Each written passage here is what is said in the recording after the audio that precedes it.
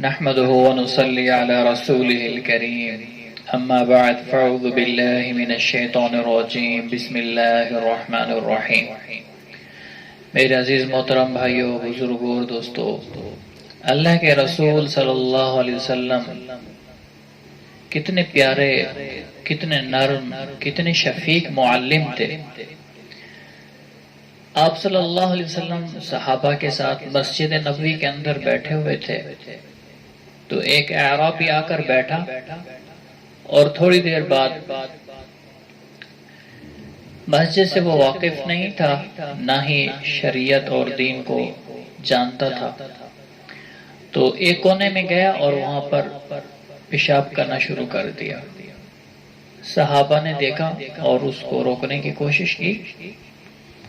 اب اس نے پیشاب تو شروع کر دیا تھا، اللہ کے رسول صلی اللہ علیہ وسلم نے فرمایا اس کو چھوڑ دو، کیونکہ اب وہ حاجت کے لیے بیٹھ گیا تھا۔ جب وہ اگر اس کو روک دیا جاتا تو اس کو تکلیف ہوتی۔ اللہ کے رسول نے فرمایا کہ اس کو چھوڑ دو، تو صحابہ نے چھوڑ دیا، وہ تقاضے سے فارغ ہو گئے۔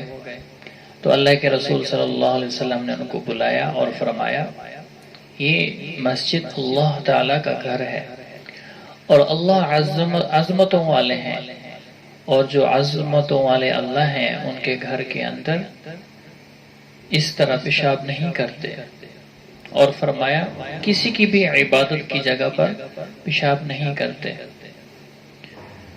تو اللہ کے رسول صلی اللہ علیہ وسلم نے نہ ان کو ڈانٹا، نہ سزا دی، اور پیار سے سمجھا دیا۔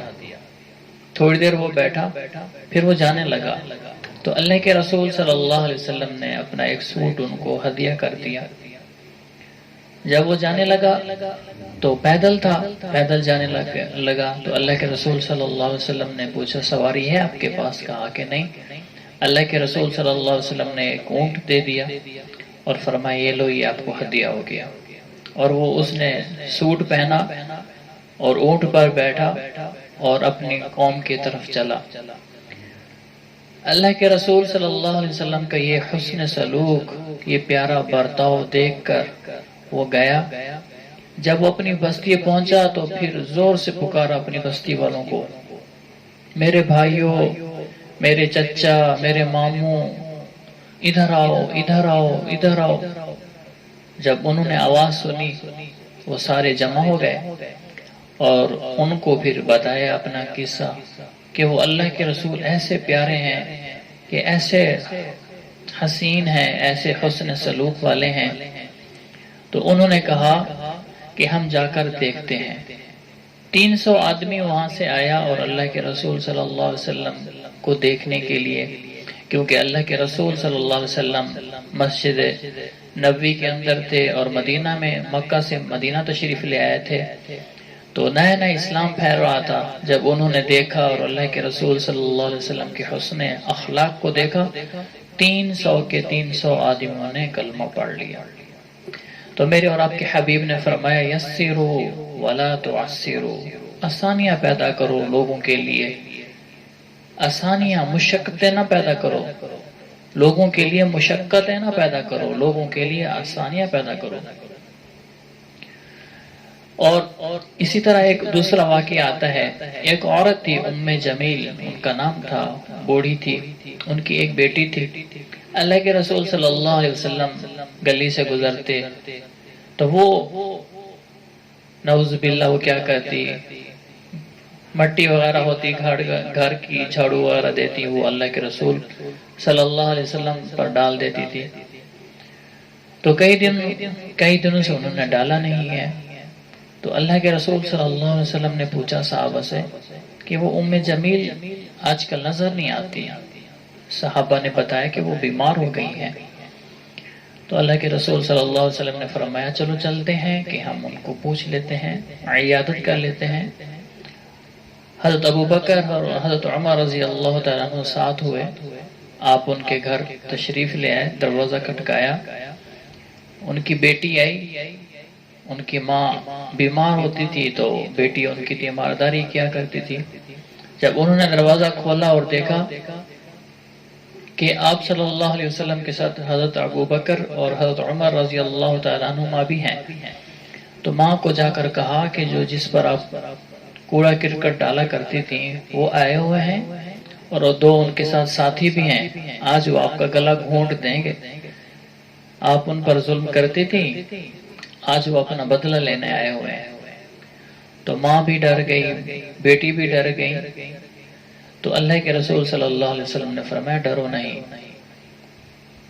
تو انہوں نے اجازت مانگی اللہ کے رسول صلی اللہ علیہ وسلم نے، انہوں نے اجازت دے دی.